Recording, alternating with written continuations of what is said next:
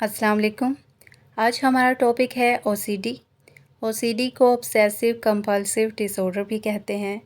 इसको anxiety disorder भी कहा जा सकता है, क्योंकि इसमें ऑब्सेशन बहुत ज़्यादा आती हैं और थॉट्स बार बार आ रही होती हैं।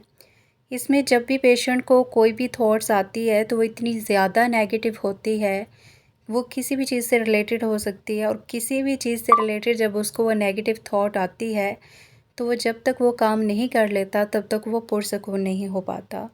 इसकी कुछ सिम्टम्स होती हैं, जिसमें कोई भी जो पेशेंट है या क्लाइंट है वो हाथों को बार बार धोता है, अपनी चीज़ों को वो बार बार चेक करता है। एक जगह पर अगर उसने फॉर एग्ज़ाम्पल चाबियाँ रख दी हैं तो वो जाके दोबारा चेक करेगा कि ये चाबी जो है वहाँ पर अभी भी रखी हुई है या नहीं है। फिर दोबारा से चेक करेगा। ऐसा वो बार बार कंटिन्यूअसली ये काम करता रहेगा। इसी तरह दरवाज़े को जाकर बार बार चेक करेगा। अगर उसने एक बार कुंडी लगा दी है तो दोबारा जाके चेक करेगा कि दरवाज़ा मैंने ठीक से लॉक किया था या नहीं किया था। इसी तरह अगर पर्स में उसने अपने कोई चीज़ रखी है तो बार बार खोल के अपने पर्स को चेक करेगा। कुछ लोग जो होते हैं अपने हाथों को दिन में 10 से 12 दफ़ा धोते रहते हैं। इतना धोते हैं कि उनके हाथों से खून तक निकलना शुरू हो जाता है। अब बेसिकली ये होता क्यों है?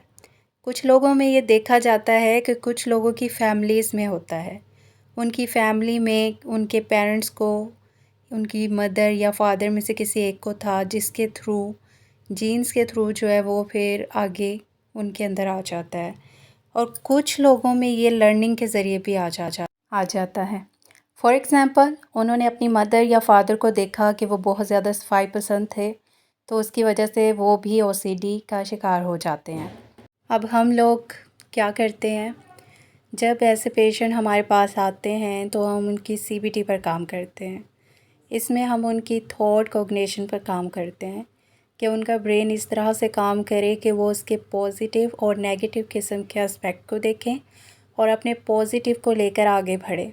इसमें हम ईआरपी भी करवाते हैं, एक्सपोजर रिस्पॉन्स प्रिवेंशन, जिसमें जिन चीज़ों से उनको ऑब्सेशन होती है, जिन चीज़ों को वो हाथ नहीं लगाना पसंद करते, जैसे पैसे वगैरह या दरवाज़े वगैरह, तो उन पर भी हम काम करते हैं।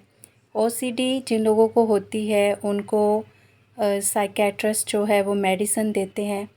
अगर ये माइल्ड या मॉडरेट हों तो ओसीडी को सॉल्व करना आसान होता है, लेकिन अगर ये सीवियर किस्म के हों तो इसके लिए जो है रिलैक्सेशन टेक्निक, डीप ब्रीदिंग की जाती है। एंजाइटी को रोकने के लिए टेक्निक इस्तेमाल की जाती हैं।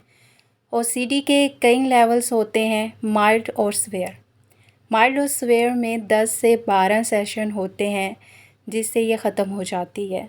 अगर किसी बंदे में ओसीडी 2-3 साल से है तो इसका मतलब ये नहीं है कि 1-2 सेशन में ही जो है ओसीडी ख़त्म हो जाएगी और वो पेशेंट जो है वो ठीक हो जाएगा।